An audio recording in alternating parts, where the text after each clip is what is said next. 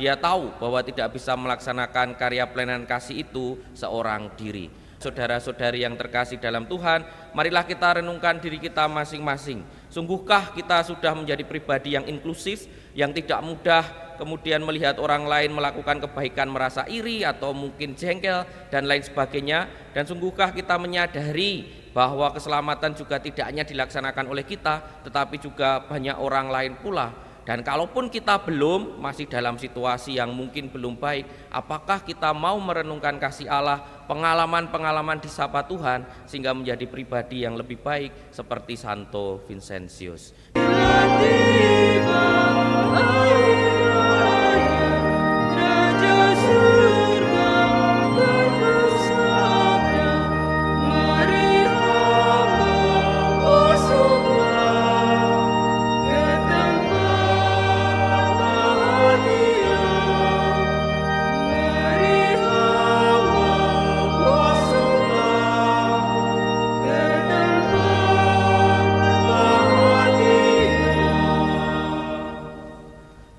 Dalam nama Bapa dan Putra dan Roh Kudus. Amin.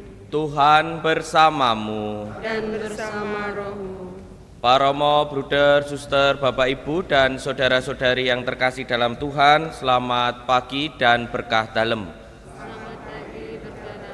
Pagi hari ini kita berkumpul merayakan Ekaristi pada peringatan wajib Santo Vincentius a Paulo, Imam.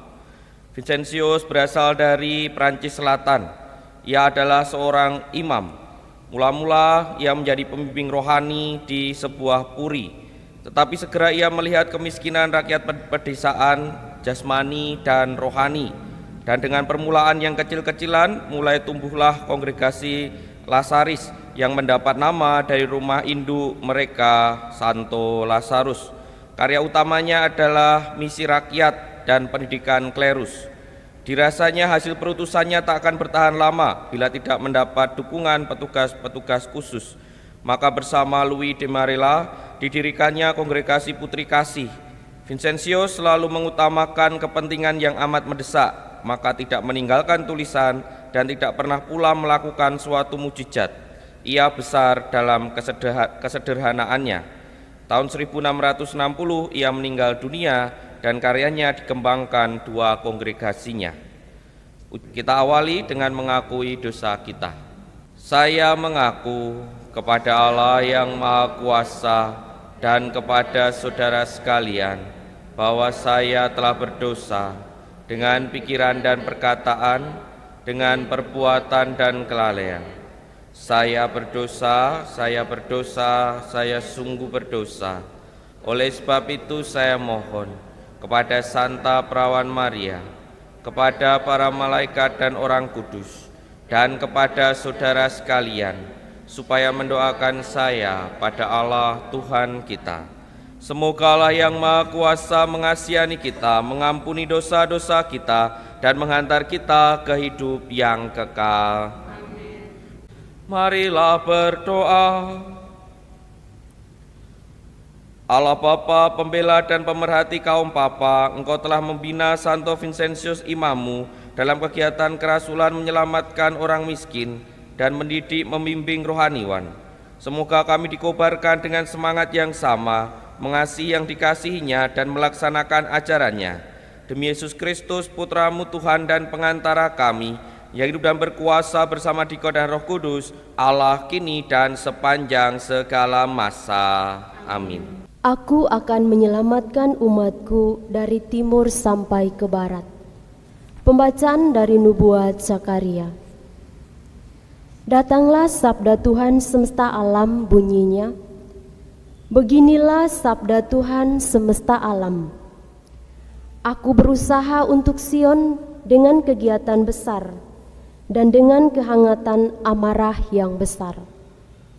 Beginilah sabda Tuhan semesta alam. Aku akan kembali ke Sion dan akan tinggal di tengah-tengah Yerusalem.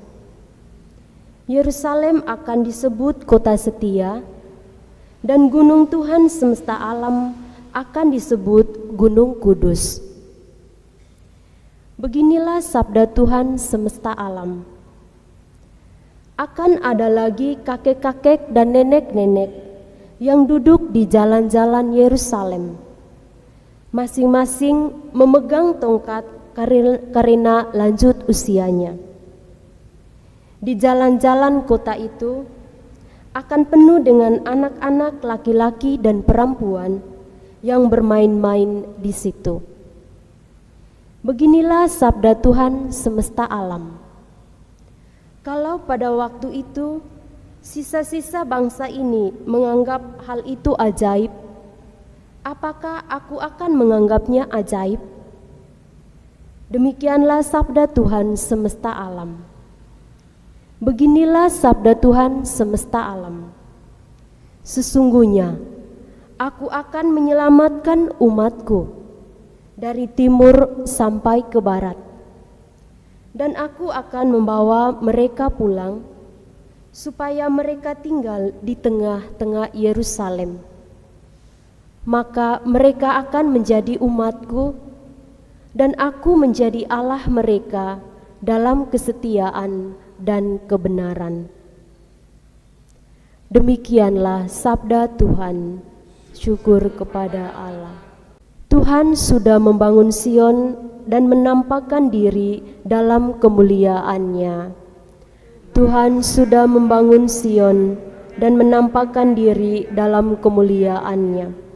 Maka bangsa-bangsa menjadi takut akan nama Tuhan, dan semua raja bumi menyegani kemuliaan-Mu.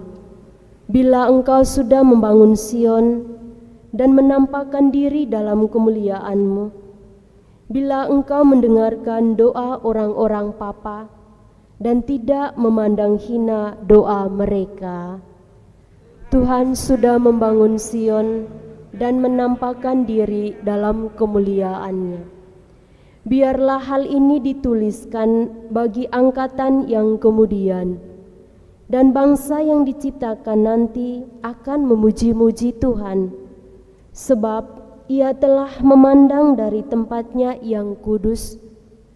Tuhan memandang dari surga ke bumi untuk mendengarkan keluhan orang tahanan dan membebaskan orang-orang yang ditentukan harus mati.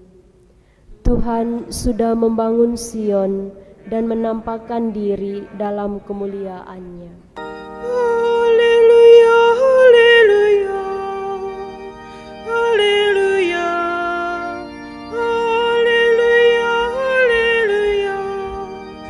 haleluya, haleluya, haleluya, haleluya,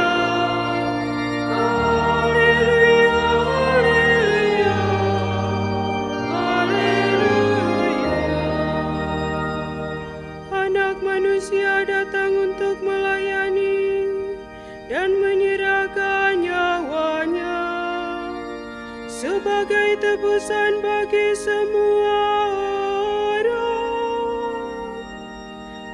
Haleluya, Haleluya, haleluya, haleluya, haleluya, haleluya.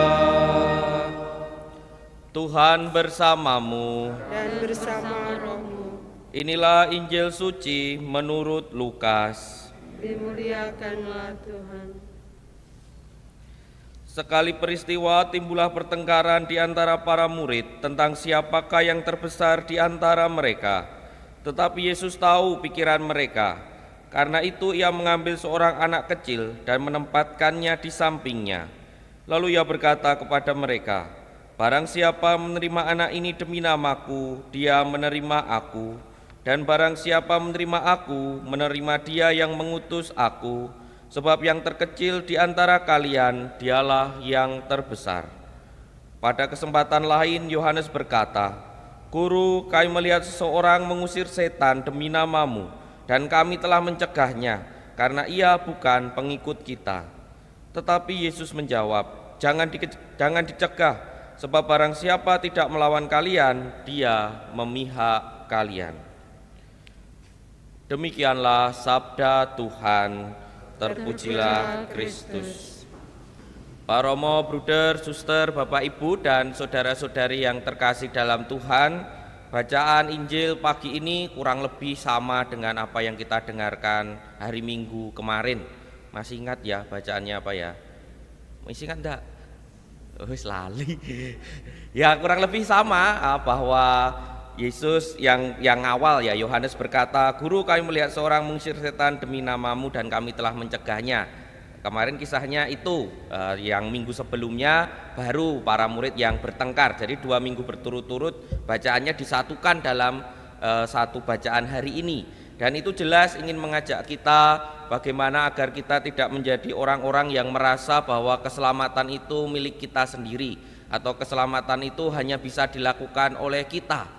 Kadang-kala kan kita begitu ya, kalau melihat orang lain lebih baik begitu rasanya malah kok enggak nyaman, malah mangkel karena dia tidak dekat dengan kita atau tidak dari kelompok kita.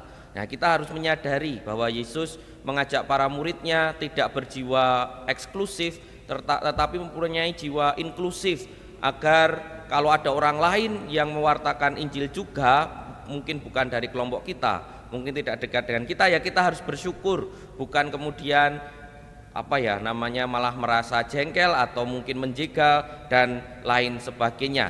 Dan juga dalam melaksanakan perutusan itu kita diajak mempunyai semangat seperti yang disampaikan oleh Yesus.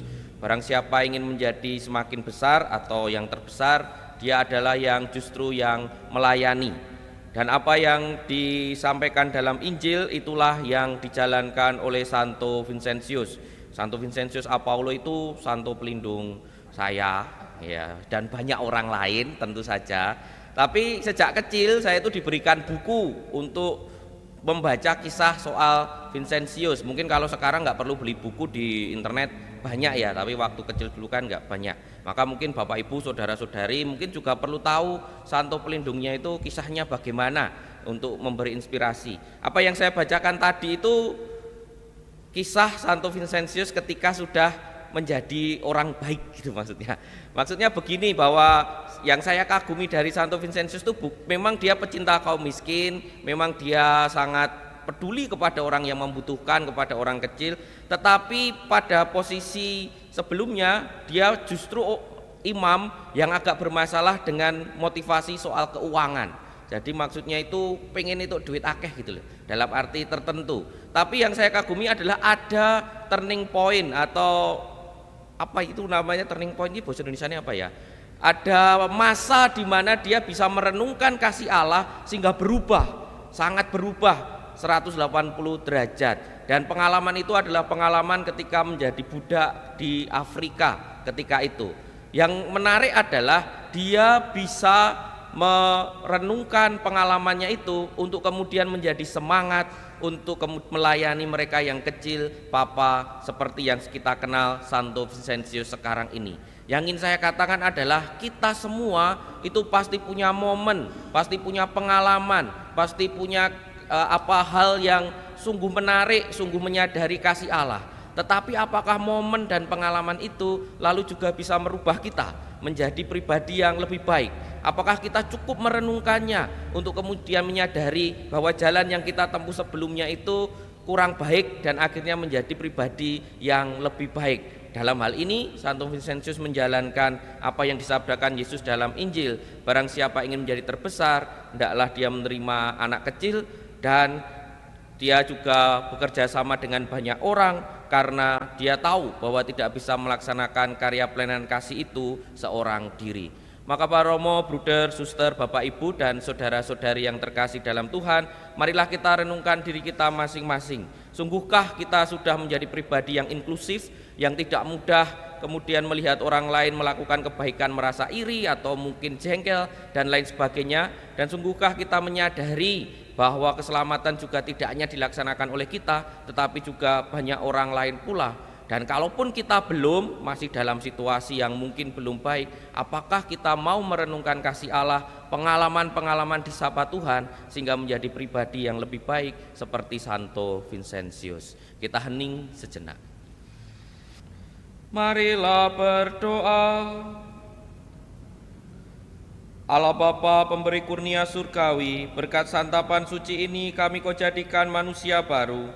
Semoga gambaran Santo Vincentius bagi masa kini merupakan tantangan bagi umatmu untuk mendekati kaum papa dengan kekayaan Injil, sebagaimana dilakukan oleh putramu sendiri, ialah Yesus Kristus, Tuhan dan pengantara kami. Amin. Terima kasih atas kebersamaan kita pada perayaan Ekaristi pagi hari ini. Marilah kita mohon berkat Tuhan agar kita bisa terus-menerus menjadi pribadi yang semakin inklusif dan rendah hati, serta bisa menemukan karya Allah dalam hidup kita sehari-hari. Kita hening sejenak.